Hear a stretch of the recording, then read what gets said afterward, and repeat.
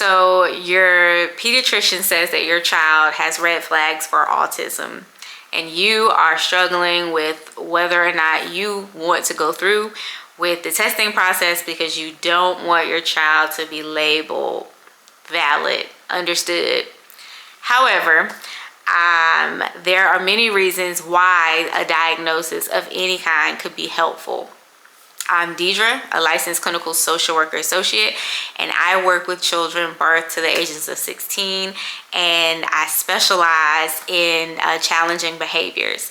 And as you can see by the title of the video, we're going to be talking about a diagnosis and why they are important, and why do we even want to provide diagnosis to children, especially children who are very young. So let's get into it. So first of all, I want to say that your concern as a parent or caregiver is valid. There are a lot of negative stigmas around diagnosing or labeling children. I get it. And I've heard it all. I've heard parents say they don't want it to follow their children, throughout life. They don't want children to be picked on.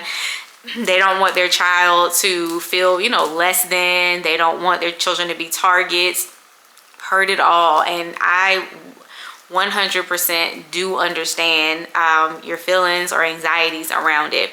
But I want to offer you a different perspective. And that perspective is the earlier that your child gets the services that they need, then the quicker the better that gap will close. And what gap I'm talking about is the gap between where they are and where assessments say that they should be. That's where we want that gap to close.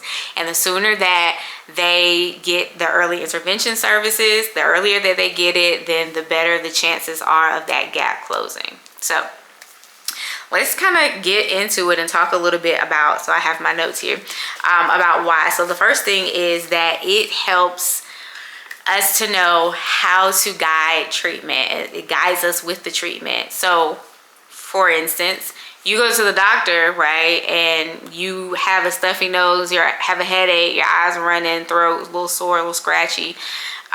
It could be a plethora of things, right? You could have COVID, you could have allergies, it could be sinuses, it could be a cold, it could be strep throat, all these things. But you don't know until the doctor doesn't know how to treat it until he can diagnose you with whatever it is, right? So they go through all the testing and diagnosis, boom. Because you don't want him treating you for COVID only and you have strep throat, something that you need to take antibiotics for, right?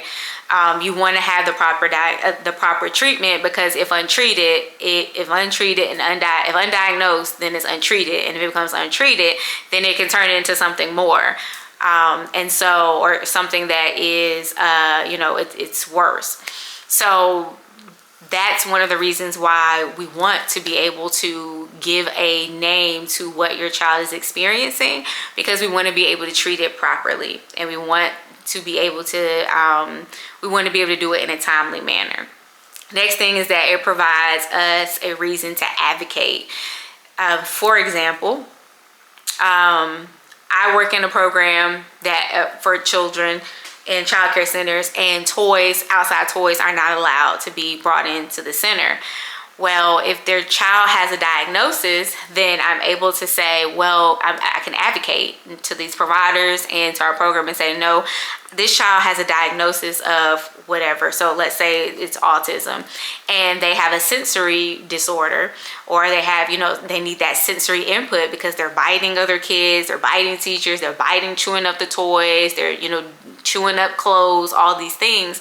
But this chew toy is going to give them that sensory input that they need. So we need to allow it into the center, right?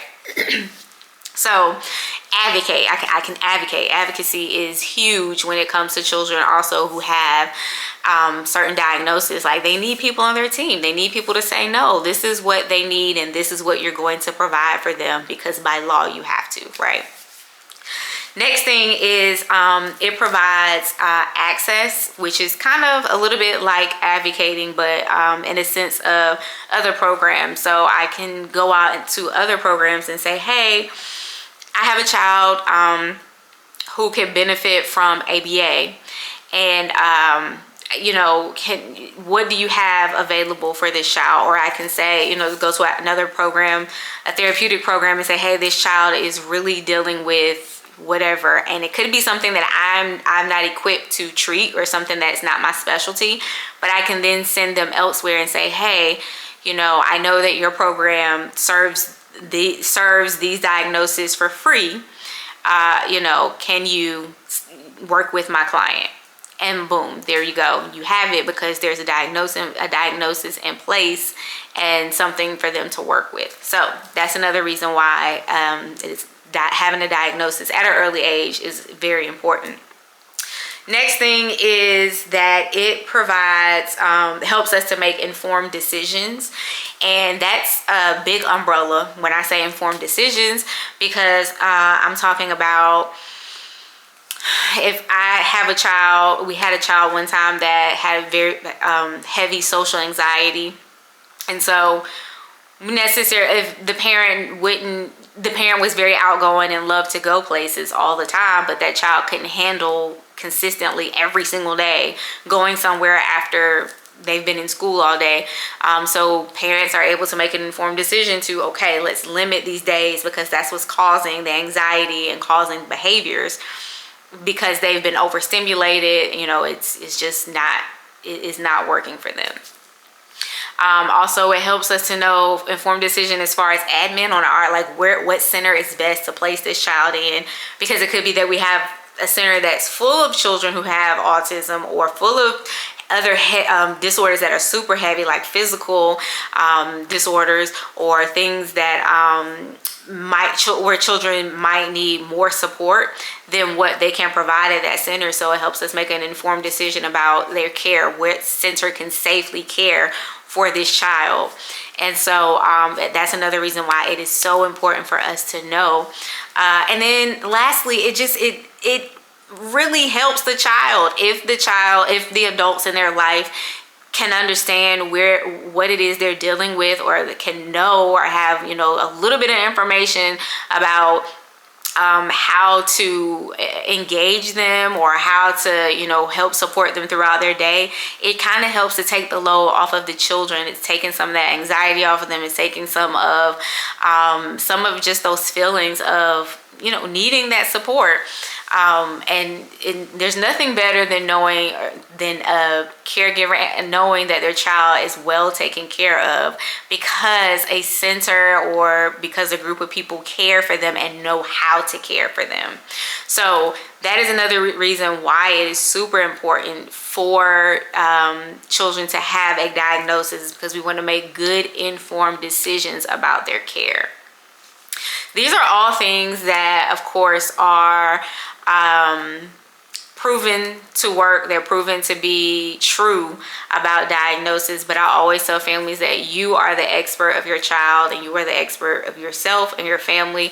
So, of course, as always, parents are to do what's best for their child and also their cultural beliefs. But I do want to invite you to take another look at the reasons for diagnosis. Research it yourself. Ask around, ask other providers about why diagnosing is important. And if you're religious, pray about it. See if that's God's design, or if that's God's path for your family. But do know that a diagnosis could provide so much more access and better care for your child, and it helps make it a little bit easier for the individuals caring for your child, because they know how to put care and love into what your child needs. All right, so that's all that I have for you today. Check back with me tomorrow for tomorrow's video. Let me know if you are open enough to talk about it in the comments below. If your child has been diagnosed, how has it helped your family? If you have questions or concerns about diagnosis, drop those in the comments down below as well. If you yourself and you're free and open enough to talk about it, how has it helped you if you had an early diagnosis? And remember, again, the people the therapist and the people in your life, 9 times out of 10, most of the time, they have your child's best interest and your family's best interest at heart. So be open enough to ask them questions and let them know your concerns as well. All right, I'll talk to you guys soon. Bye-bye.